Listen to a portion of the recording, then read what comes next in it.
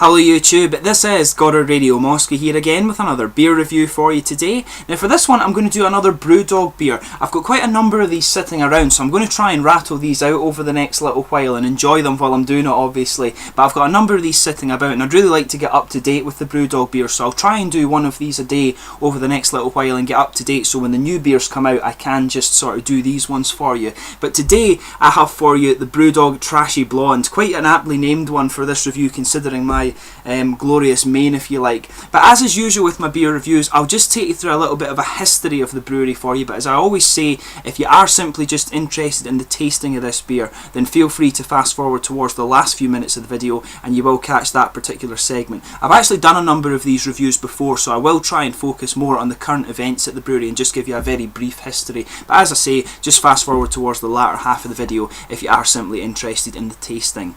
But Brewdog were founded back in 2007 by James Watt and Martin Dickey, and they were both only 24 years old at the time, and they started this brewery up with only a £30,000 loan to actually do it, so very limited resources. But their first brewery was at the Keswick Industrial Estate in Fraserburgh in the very northeast of Scotland. But just for those of you watching outside of Scotland, just if you're wondering exactly where we're talking about here, I always describe the country as looking a bit like a monster's head, and Fraserburgh is right on the northeastern tip of the nose of the monster, if you like. But Brewdog are obviously very well known worldwide these days. They're known as a very experimental brewery. In addition to their core range, they've got a number of occasional and one-off brews. They brew with a whole host of different hop varieties, malts, and they add some really random ingredients to their beers as well. You can get beers that have got blueberries, lingonberries, cloudberries and things like that in them. A really, really cool and experimental brewery, and probably one of the best known Scottish breweries today actually. But in 2008 there was a big media storm over the Tokyo beer which the company produced, and this is an 18.2% Imperial Stout, and they've actually got quite a name for themselves by producing very strong beers. But the media,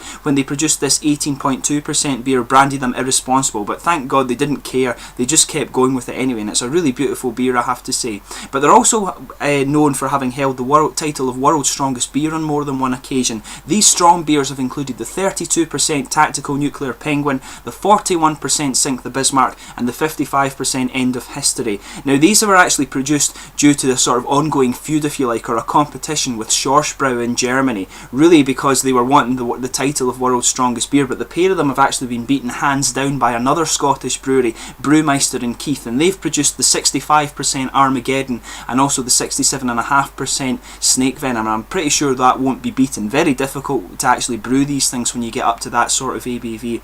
But really, as I say, really famous for their very strong beers, if you like. But in 2008 they also began exporting to the Japan, USA and Sweden, and they've actually grown exponentially really since this point. They're exporting to a whole host of different countries worldwide. But this year they also began their Equity for Punks shareholding option, and they've actually just completed the third round of it, and they got 14 million in shareholding revenue this time, so they're really expanding the brewery quite well, I have to say. But this first Equity for Punks thing that they did, it helped them expand the company by 200% during a recession.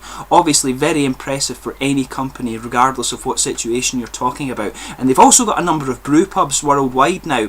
In 2010 they opened their first brew pub in Aberdeen in the October of that year, and this was followed by new bars in Edinburgh and Glasgow in 2011, and they also opened one up in Camden in London this year, and they also launched their second round of shareholding in 2010 as well, and they brought in 5,000 new shareholders in this term. But in 2012, their brewpub scene expanded into England, and they opened locations in Nottingham, Manchester, Newcastle, Bristol, Birmingham and Shoreditch in London, and also one in Leeds as well. But the brewery also moved to their new facility in Ellon in 2012. This is closer to the city of Aberdeen, where I study, and it's also the oil capital of Europe. A really nice city. Definitely go and check it out if you are visiting Scotland. But the Fraserburgh facility, when they moved to this new one, it remains as their experimental brewery, and they produce some of the really high strength stuff there as well. But they're actually the largest independently owned brewery in Scotland, and they produce 120,000 bottles per month for export all across the world. You're talking all throughout Europe. I've seen them in Estonia, one of the more obscure places you can get these things. You can get them in the Far East, Australia, New Zealand, North America, and you can also get them in South America now as well. But just to tell you a little bit about some of the recent events at the brewery, they're actually going to release a new beer very shortly, and I can't remember the name of this one. I couldn't find the article when I was looking at the website for this, but they're actually planning to open up some new international locations for their brew pubs. This includes Sao Paulo in Brazil, Tokyo in Japan, Berlin in Germany, Rome and Florence in Italy. They've all been confirmed, but they're also looking at locations in Brussels in Belgium, Paris in France, Barcelona in Spain, and they're also looking at a number of US states for new brewpub venues. And I think they're actually looking at Canada now, they said very recently as well. And they've also very recently just released 3 experimental beers. There were meant to be 4 of these. These were meant to be the Armory, the Black Lager. This was the one that was dropped because it didn't turn out very well. But they've actually have released the Hobo Pop, which is an American wheat ale with rye, Interstellar, which is a red rye IPA, and Brixton Porter. This one was actually produced to mark the opening of the future Brixton Brewpub, if you like, but this fell through, but they decided they wanted to produce the beer anyway, so this was really cool, and this is one of the experimental ranges. You can actually vote for these beers, and whichever one wins the voting round will become a member of the core range, which is quite cool. And very recently as well, they also released their 2 Christmas beers, which was Santa Paws, which was a Scotch ale, and Hoppy Christmas, which was a Simcoe IPA, and I very recently reviewed these 2 for you, so check out the link that I've put in the video description there, and you can have a little review of those beers if you want. But let's get on to the actual tasting of this beer itself, and as is tradition, I'll just read out the Brewdog blurb for you on this one. This says, a titillating, neurotic peroxide punk of a pale ale, combining attitude, style, substance and a little bit of low self-esteem for good measure. What would your mother say? You really should just leave it alone. But you just can't get the compulsive malt body and gorgeous dirty blonde colour out of your head. The seductive lure of the sassy passion fruit hop proves too much to resist. All that is even before we get onto the fact that there are no additives, preservatives, pasteurisation or strings attached, all wrapped up in this customary Brewdog bite and imaginative twist. This trashy blonde is going to get you into a lot of trouble, Brewdog. So I'll just bring up the camera and let you have a little look at the bottle art on this one. It's the standard Brewdog thing here. All of their beers just tend to be this different colour here. The bottle cap on this one is the Red Dog. I've still never figured out what the system is that they have for these. Some of them have the Blue Dog, some of them have the Red Dog, and some of them have blue and red shields as well, but you also get a black one with the gold dog on it, and I think that tends to be for the limited edition ones and for the stronger brews as well, when you're starting to go over 10% and things like that. But I'd be quite interested to know what the actual system is that they have for deciding what bottle cap goes on these.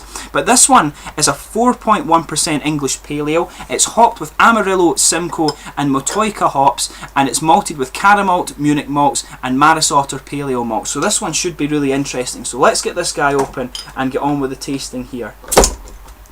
There we are, a little bit of smoke on the opening, just some bubbles. I'll get this guy out before it goes crazy. Just had to react quickly there to actually get this guy out. But this one is an English style pale ale, as I said, 4.1%. Just sugar the last little bit up and get the rest of this guy out.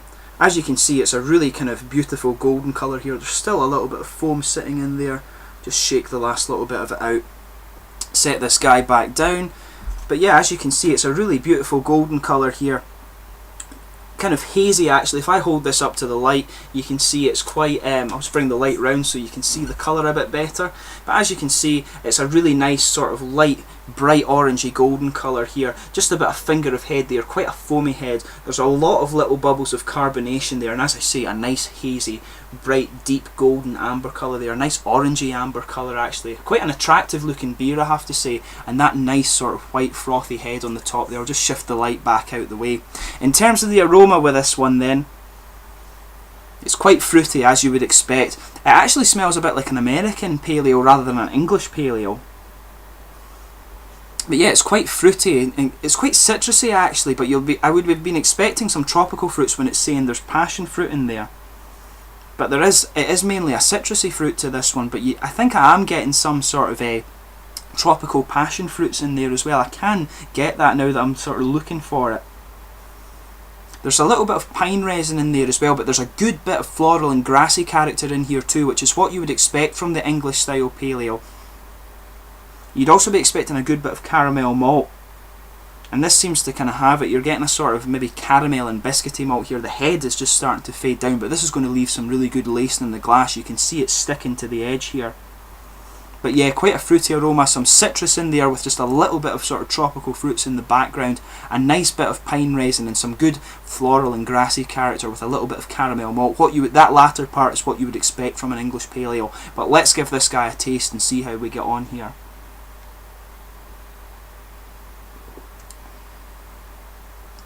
quite nice actually, a very smooth one on first taste.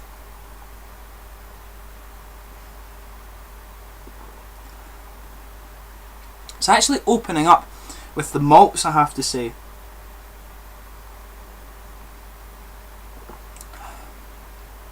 Some nice sort of caramel and biscuity malts going on there, quite sweet malts.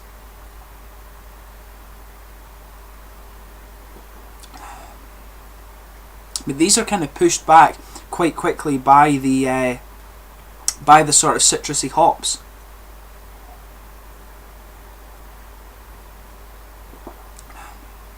Yeah, there's an underlying sort of grassy and floral aromatic character to this one here. And it's got a long sort of bitter finish to it. That's sort of sticking with it. It's quite a smooth beer actually. It's not quite as hop forward as some of the beers that I've had before from Brewdog. This one is opening up with the malts, and then the fruit is kind of mixed in quite well with the sort of grassy and floral character here, in my opinion.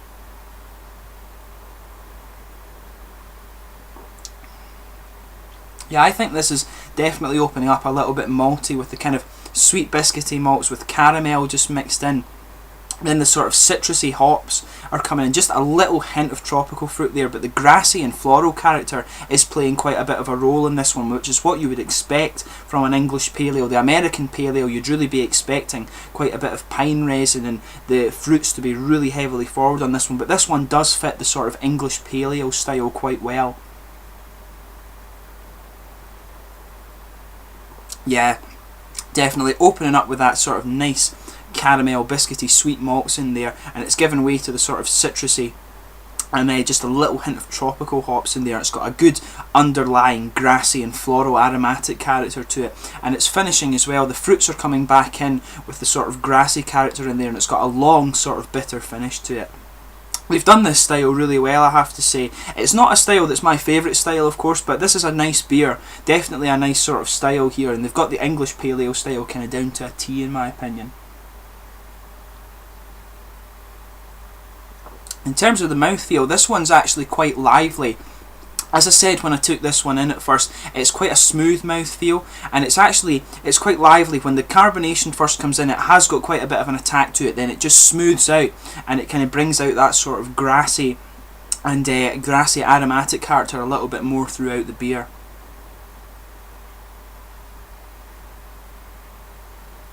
But yeah, it's quite well carbonated, and it's actually very fresh and easy drinking. It's a very sort of wet feeling beer. It's not quite oily, in my opinion. I quite like an oily mouthfeel to it, but this is a very sort of wet one, and it kind of brings out that grassy and floral aromatic character in it that sort of suits the English pale ale down to a T. This is a nice one. They've got the style very well. Not one of my favourite styles of beer, obviously, as I said, but this is a really nice English pale ale, and they've got the style very well. But yeah, quite a lively mouthfeel. This one is only an occasional brew, so I would suggest that you give it a try if you are into this style of beer. I think this one was actually a member of the core range a little while back, and I think they might bring it back, who knows. They change their core range every year so far as I understand, but this one is only an occasional brew, and I think it's just recently sold out, so they might brew it again next year. But this is a really nice English style pale ale. If you're into that sort of style, I highly recommend you try it out. And again, they're doing their beers very well. I've yet to find a beer from Brewdog that I've ever been disappointed with. This is another really one, and as I say, it suits the English pale ale style really well. But I hope this beer review's been informative for you. I've enjoyed doing another Brewdog one for you. As I say, I have a bit of a stockpile of these ones, so there will be one appearing probably every day for the next little while. I'm going to try and get through some of these and try and get up to date with my Brewdog beers. But as I say, really, really nice English pale ale style. Definitely check it out if you have the chance. Please let me know in the comments section if you've tried this beer yourself. Always interesting to hear other people's opinions on these beers that I'm reviewing for you, because some, beer is subjective. Other people will pick up different flavours and things like that, so always quite interesting to have that bit of perspective there. But please like, subscribe, share, all the usual YouTube stuff. I hope you're enjoying this beer review series that I'm doing for you, and I will be back with more beer reviews for you very soon. Cheers for watching.